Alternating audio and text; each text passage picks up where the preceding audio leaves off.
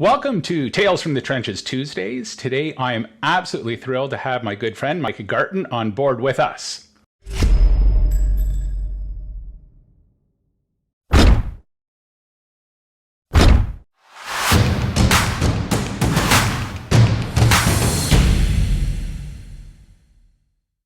With over a dozen years in progressively senior roles in Ottawa charities, Micah enjoys connecting with community leaders to fulfill their passions and to help create a vibrant and inclusive future. The majority of his free time is spent reading to and playing with his two small children, but when they're asleep, he enjoys cooking for his amazing wife, Jessica. Welcome, Micah. Thanks, Jack. So, the last couple of years have been a little unique, to say the least, especially in fundraising. And I think those organizations that rely so heavily on special events have really taken a bit of a hit. COVID,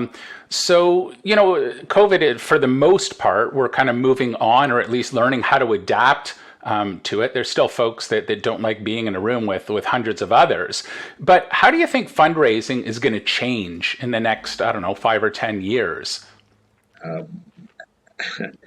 So you asked me to be candid. I mean, I would candidly say, I hope this is the end of special events on the main, right? You and I both know that the ROI is often not there for these kind of things. I think charities need to do a better job of creating real funnels and real segments, right? And COVID hopefully pushed people to that place, pushed people to better communications with their donors. Certainly, I think I see more communications. I'm not sure they're always better, but hopefully that's an area not-for-profits are investing in, right? And it's how do we work with people so that they are real partners, as opposed to coming to an event. And I enjoy going to events with my wife too. I enjoy seeing people. Right. But I think charities need to accurately represent whether an event is really there to raise money. And if it's not, what are the goals? Right. I think COVID hopefully will push some of that, and it won't just be back to normal for people. I also hope that it caused organizations to really examine all of their processes, all of their changes really hard. And particularly in an organization like the one I'm currently in, which has been so successful for so long, pivoting is not so easy, right? Because people have been invested in the success of the future, and it's hard to make changes without reaching a tipping point. And so COVID, I hope, gave a little cover to organizations to make changes that they probably should have done anyways. If someone were to call you up and say, well, Micah, I'm thinking about going into the nonprofit as a professional, what advice would you give them? What kind of skill sets would you think that they would need to bring to the position? I think you need to be a people person. I think you need to be well-read and be able to have a variety of knowledge bases. I think you need to be a great listener and have emotional intelligence. And I would say, for me anyways, that the number one thing that I look for in a job is caring about the mission, right? As much as not-for-profit work is rewarding, every job that I know of has elements of it that you don't want to do, right? And I think, that's why we're seeing the Great Resignation, right? Because when you didn't have that office cooler culture, the stuff that you didn't want to do was really the focus, right? So, when I work for an organization that I really care about, it allows me to power through the parts of my job that are never going to be my favorite, right? And it allows you to pick up the phone even when you're nervous or even when you think there's going to be a no.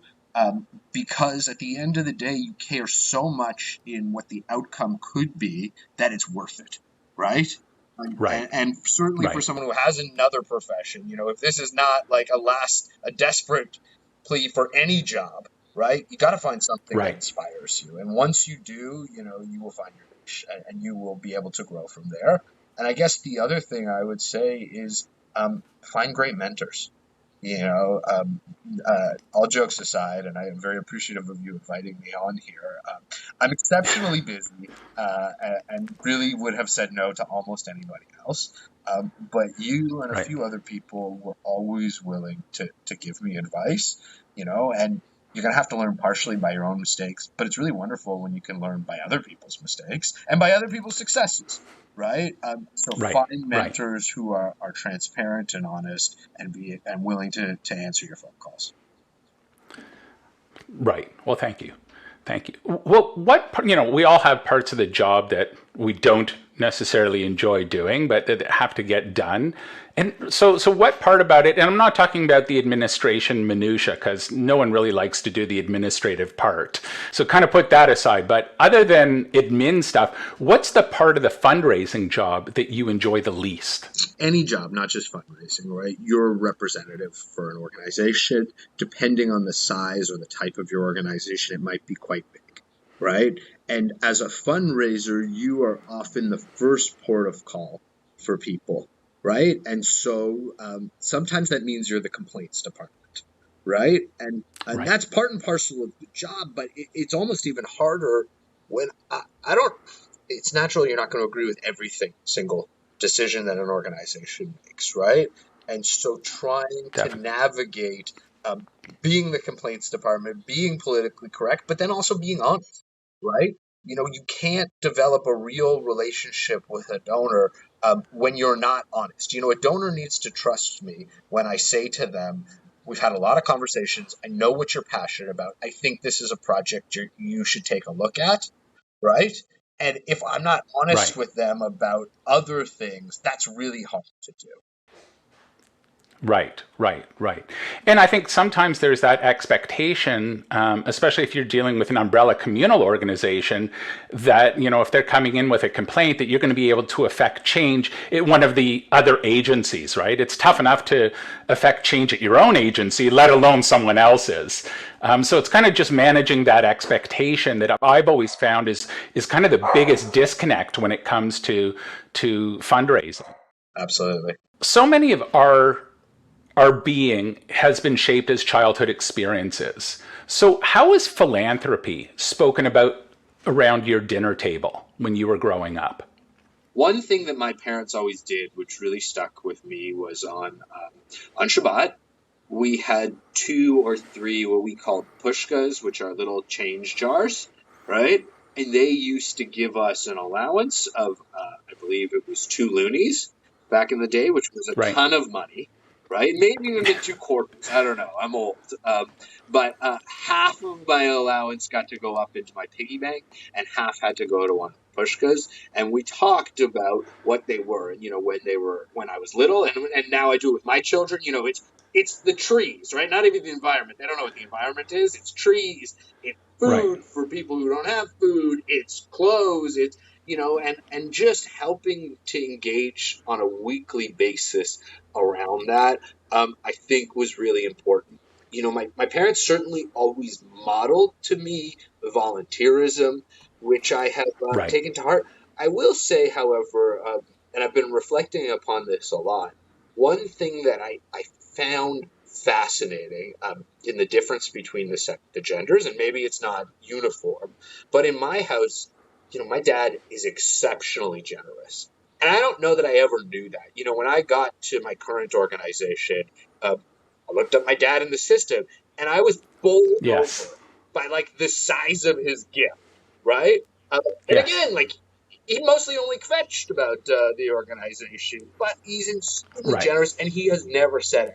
Whereas, like with my mom, I know every single charity she likes. She doesn't want a Mother's Day gift. She wants me to make a gift to, a donation to one of 5 charities that she loves. She wants to talk about them. Right. She wants to go over her will with me so that I know the charities and why, whereas my father would just never talk about those things. And from my experience with donors, that's somewhat representative of the gender difference, and certainly something that I want to change personally, but also that I work with people to change, because I do think that Right. the kids want to know why. And the only way you can shape the values of the next generation is to talk about why you're doing something, not just do it and expect that they, will follow. Yeah. Well, Micah, amazing. Thank you so much for taking the time to chat with me. If folks wanted to get hold of you, how would they go about doing that? I have a LinkedIn, I guess. All right. Yeah, I'll put those in the show I notes. have Twitter. I'm not particularly active, just like I don't watch a lot of TV. Not a lot of time on the social, but they can always find me having a scotch on a Friday with my dear friend Jack at Lansdowne. So that's always a good place There to you look. go. Perfect. Micah, thank you so very much for joining. L'chaim. Shana Tova, Jack. Hi, folks. Don't forget to hit the subscribe button right here.